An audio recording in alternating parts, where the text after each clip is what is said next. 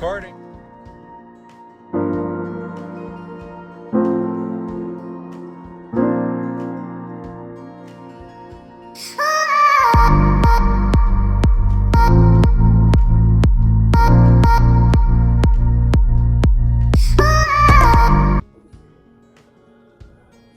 What's up, guys? It's your boy Jamari, and this is Jamari TV.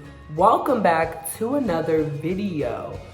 I have not made a video in a grip because everything has just been so stressful and I've had so much on my mind, but I'm going to try and get as many videos as I can out to you guys. Like I told you guys in my last video, I do have a lot of videos that I do want to get out to you guys. It's just that I'm always busy, or I'm always doing something, or I just never want to sit down and make a video. But this video is going to be about what happened, why am I back in Indiana, like what all the gist was, and all of the drama and the tea. So if you guys want to see this video and you want to know some tea about me, let's keep watching this video. Okay, so I really don't know how to start this video nor how to end this video, but I'm just going to start it off with why I went to Tennessee. If you guys saw my last video, I made a little video of like what happened and why I was in Tennessee and everything. But it had all started when my mom, she did not want to pay the rent to the house that we were in Fort Wayne. So we did get an eviction notice, but she was already wanting to move to Tennessee because my brother lives in Tennessee, and she wanted to move with him because she was tired of living in Indiana. So she had hit me with the note that we were moving and that we had to pack our stuff and everything and that we were moving to Tennessee.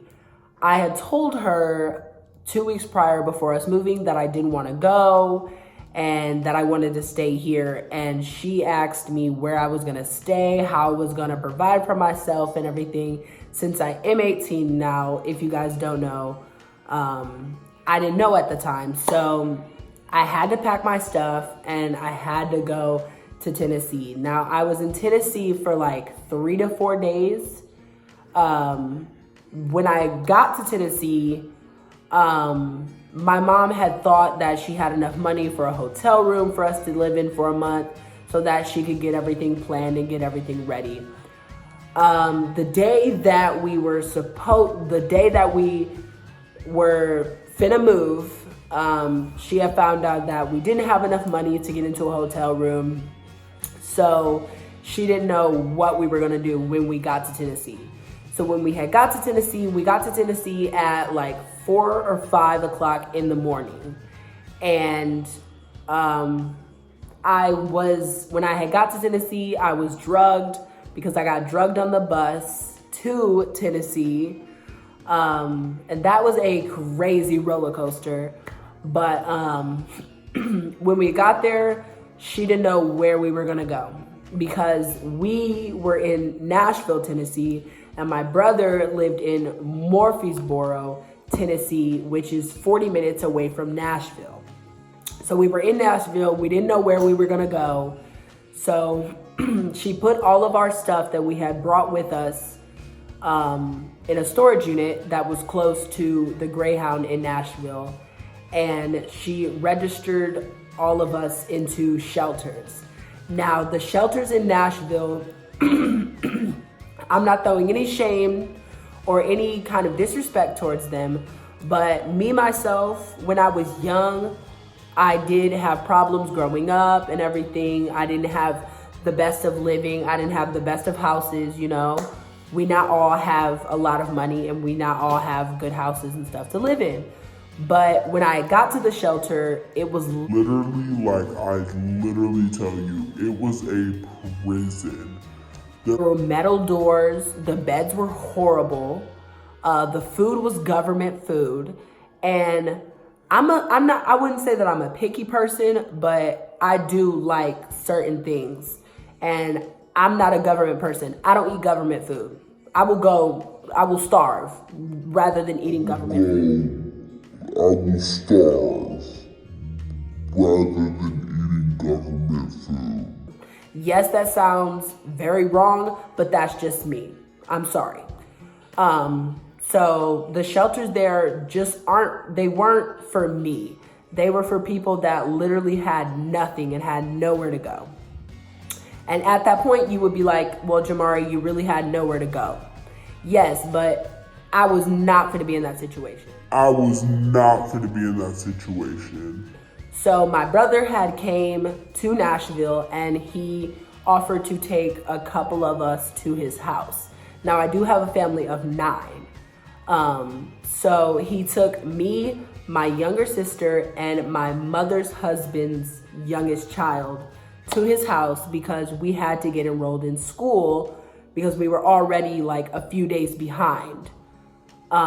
So we were there for like 2 to 3 days and it was time for us to get enrolled in school. So my mom had went to get us enrolled in school and I told her to not even enroll me in school because I was wanting to come back to Indiana. When I told her that, she literally flipped on me. She went crazy. Now, I just want to say this. If any of my family members watch this, which you might or you might not, I really do not care. But if you do watch this, I'm not throwing any shade nor disrespect towards your way. I'm an adult, you're an adult. I'm going to take this as an adult manner. But my mom flipped out on me and she was not agreeing with the choices that I wanted to make. But since I am 18 now, I can make my own choices and I have to take the consequences for my actions. So when I told her I wanted to come back to Indiana, she said that she was gonna buy me a ticket and she was going to ship me back to Indiana and she did not want me to contact her nor talk to her anymore if I came back to Indiana. I was okay with that.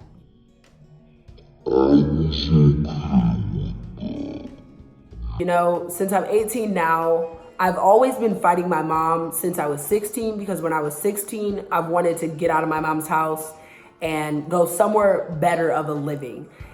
No, my mom is not the best person, but I won't say she's the worst person because she is my mother and she did help me to get basically to where I am now. So shout out to you. Thank you for that. But when I told her that I wanted to come to Indiana, she flipped out on me. And she was like, I'm not buying you the ticket. Like, she said that she was not buying me the ticket. She was not going to help me.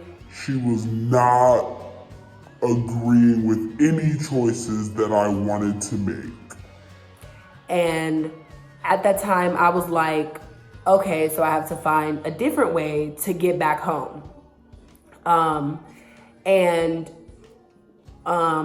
My boyfriend was willing to buy me a ticket and buy me an Uber to the Greyhound station. Now the Greyhound station I was at my brother's house in Murfreesboro, which Nashville is 40 minutes away from there. So I had to get a Uber from where I was to the Nashville Greyhound.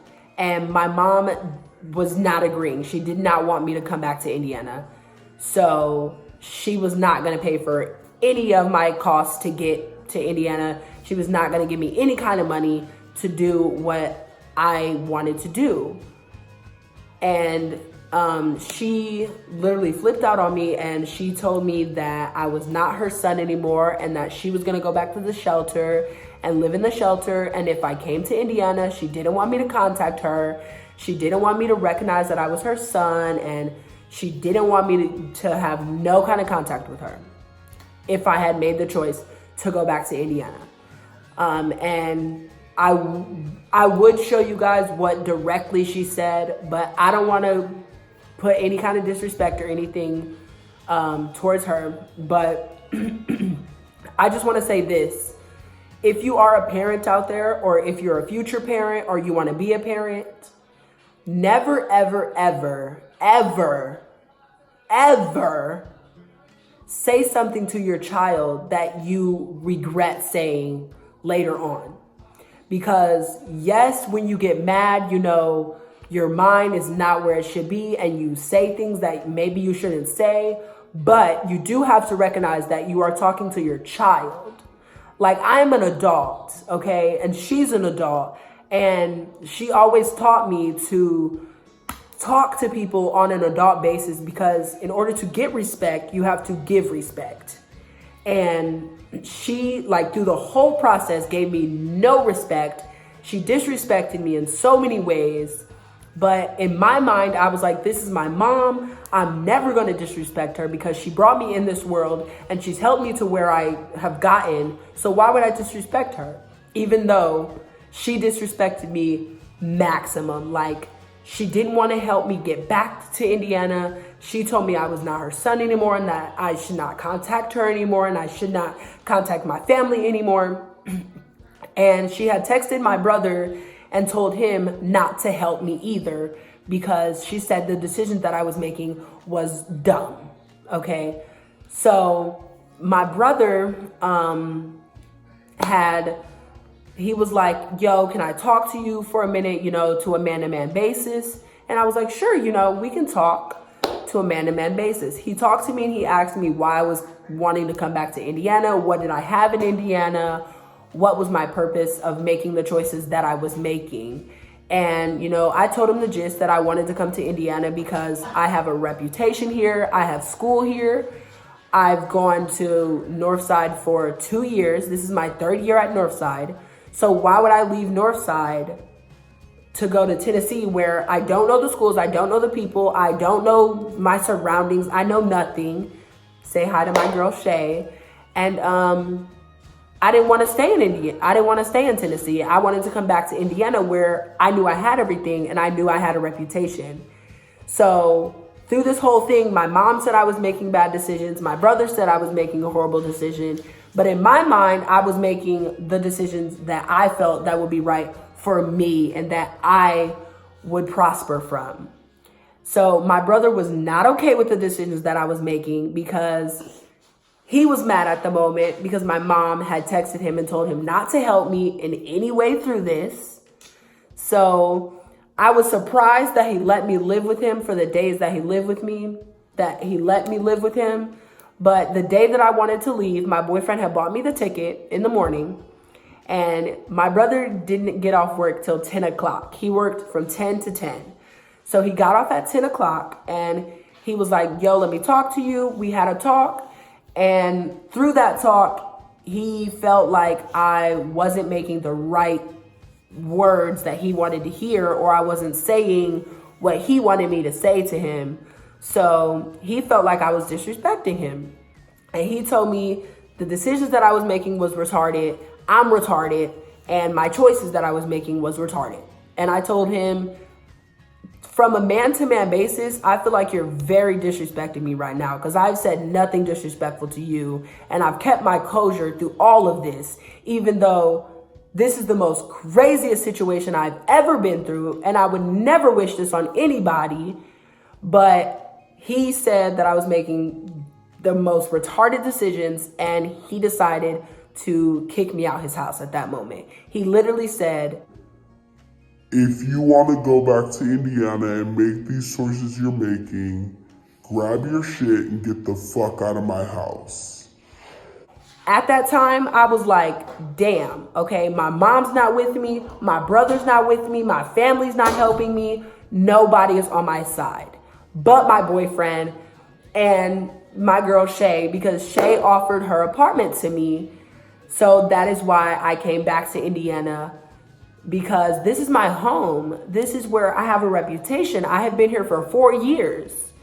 I'm not finna just leave what I have here to go to Tennessee and start it all over again. That's not me. I've moved so many times in my childhood to where I am now that I'm tired of moving. I want to settle and I want to be who I want to be and I want to prosper somewhere. And for them to not help me along my way, with them being my family, I felt very, very heartbroken, but I had to boggle all that up, put it in the back of my head, and just be like, Jamari, you got this. You strong. You gonna push through this. And when I prosper and they need me or they look back at me and be like, hey, Jamari, I need this or I need you here, I'm going to bring this back up and I'm going to be like, remember when you said I was making stupid decisions and that the decisions that I was making was retarded? Come on. Okay. So that's kind of like a summary of what happened. If you were in my point of view, many people would have took it a way different way, but I had to just grab my sense and grab my hold my horses, baby, and just keep it going. Cause I knew that if I would have reacted to them or if I would have done this in a different way, it would have got even worse than it should have been. And it should not have went that way. It should have been they could have helped me somewhat or at least motivated me to help me along my way. Even if they didn't agree with the choices that I was making, they could have still just been like, I don't agree with the choices you're making, but I'm going to help you because I am your family. But no, that's not what it was. They didn't want to help me 0%. So my boyfriend helped me so much. He bought me my ticket, which was $130. And he got me an Uber, which was $10 more to get from Murfreesboro to Nashville. And he paid for my ticket. He paid for my Uber. He paid for me a little bit of food to get on the bus ride and everything. So he helped me along the way. Now, this is my boyfriend that I've only known for our 4-month anniversary is coming up next Wednesday. So I've only known him for almost 4 months and he's helped me this much. That's crazy for someone that I didn't know to now getting to know him and he's helped me more than my family has helped me. It's crazy. And there was so many times during this that I just wanted to bawl my eyes out and I just wanted to cry because this is my family we're talking about. This is my mom. This is my brother that I grew up with and that helped me. But now that I'm 18 and I'm an adult and I want to prosper in life, y'all don't want to help me. Y'all want to bring me down just because you're mad about the decisions that I want to make. That makes no sense. But I'm good now. I'm living with my best friend, Shay. Shout out to her. She's helped me along this way so much. And shout out to my boyfriend, 100% shout out to my boyfriend, y'all. Because without him, I would not be where I am right now.